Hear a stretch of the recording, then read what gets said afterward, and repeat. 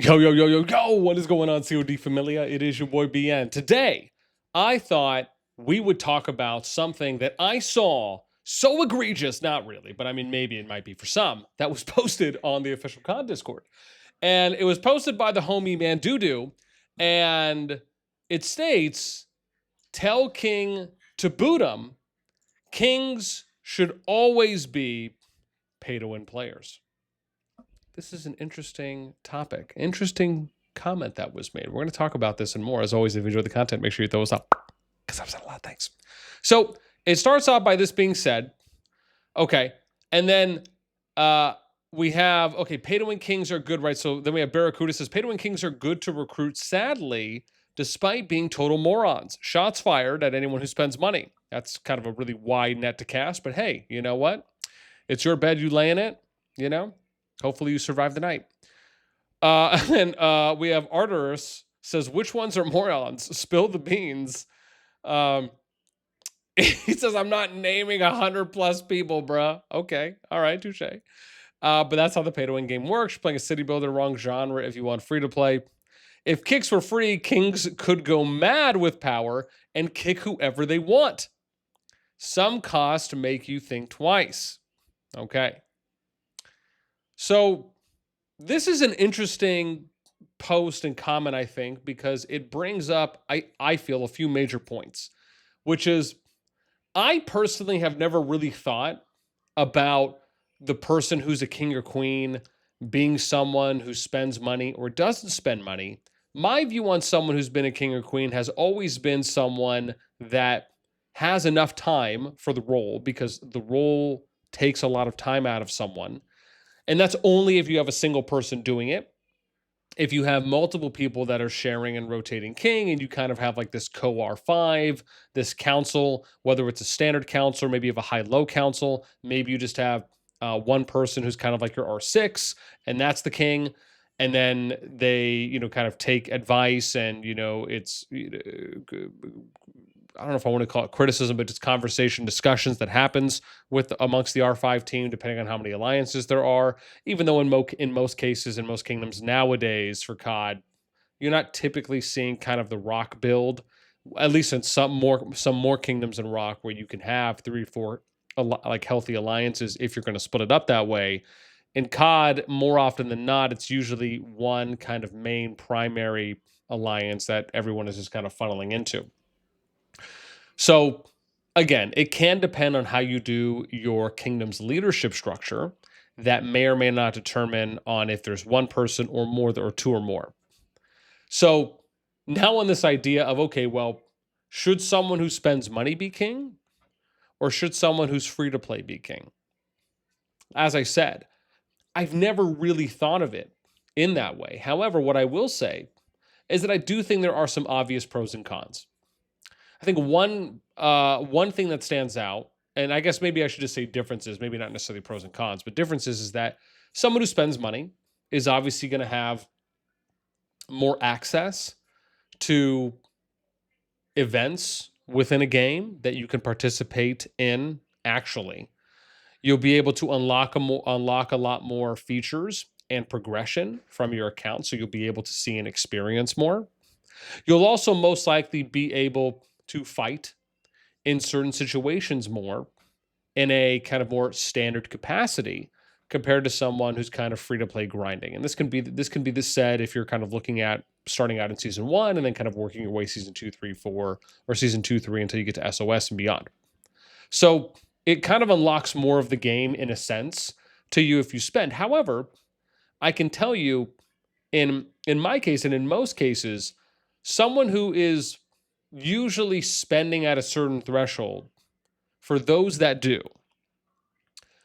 usually spend because they don't have enough time to invest into the game and kind of min-max, do everything they want to. So there's a little bit of supplemental or supplementing, I should say, that happens there, where that's kind of your give and take. It's like, okay, well, if I can't spend that much time in, then I can spend to compensate.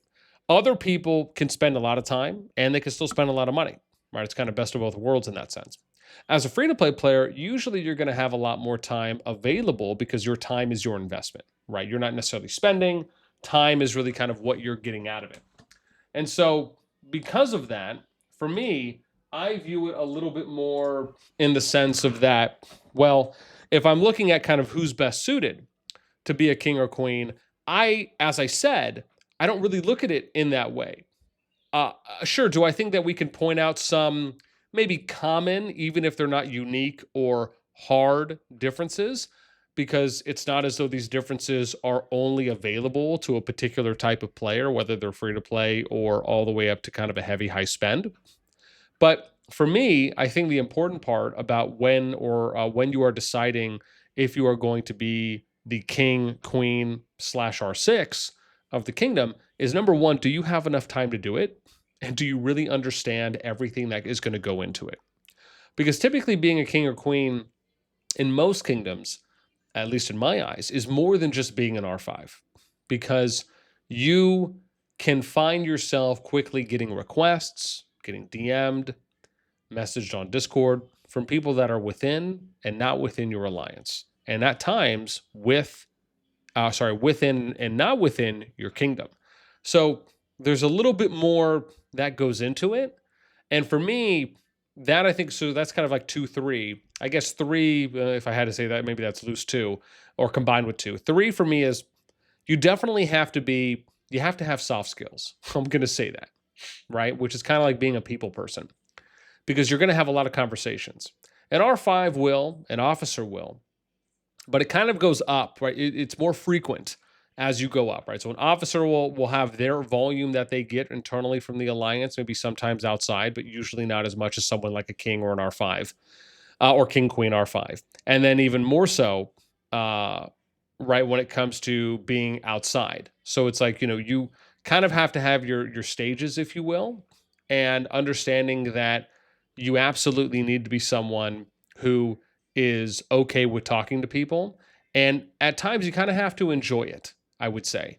If you don't really have a passion or an enjoyment for it, and I say that more so because it helps when you find yourself in situations where maybe you don't want to have a conversation or maybe you're just tired at the end of the day. And it kind of helps you, I feel, with being neutral and being, maybe not psychologically trained, but just relevant and in the moment of understanding that, maybe I don't have to go super in detail with this conversation or just kind of knowing like maybe, hey, maybe I just need to push this conversation off to tomorrow. So I would say that probably goes into number 4 is time management or maybe delegating to an extent.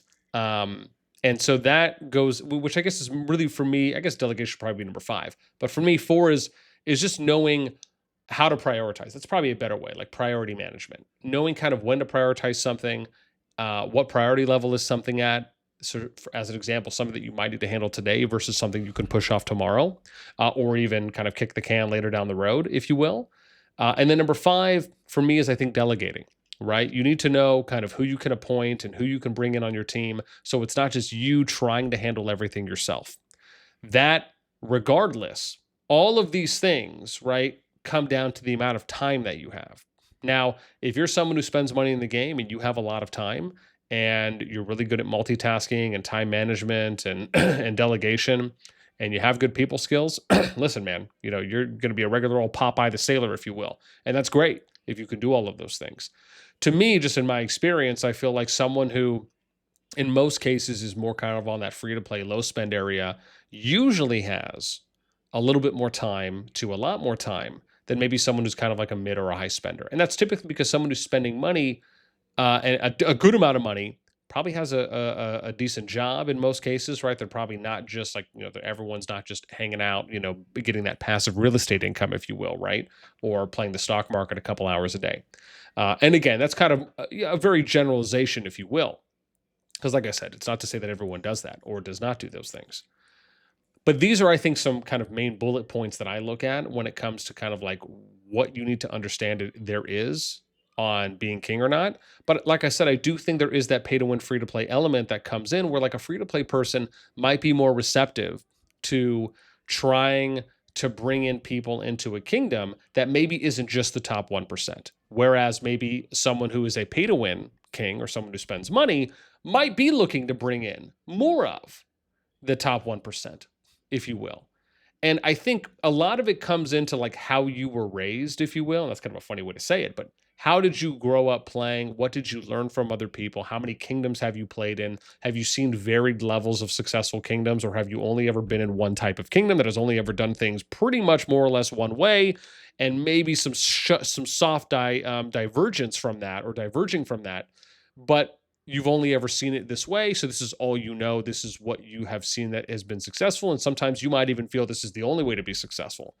One of the biggest things I can say is it's really good to diversify yourself and to really try to educate yourself and go and learn and go and look at other successful kingdoms, and especially ones that are doing things on purposely, like different than what your kingdom is doing, so you can broaden your horizons. But like I said, to me, I think that there can be a different mentality shift when you have someone who's a free to play king or queen versus someone who's a pay to win king or queen, and that's just kind of any amount of spending. But I would argue probably more like mid to high spender, just because you're probably more in it at that point, and you could probably give that kind of a title to them as a king or queen specifically.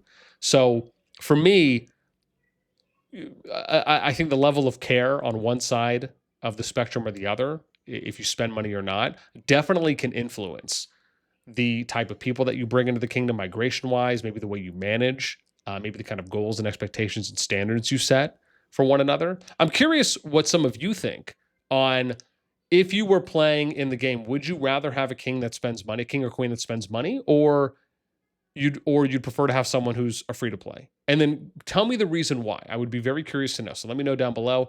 That is going to do it for me. As always, until next time, we will catch you later.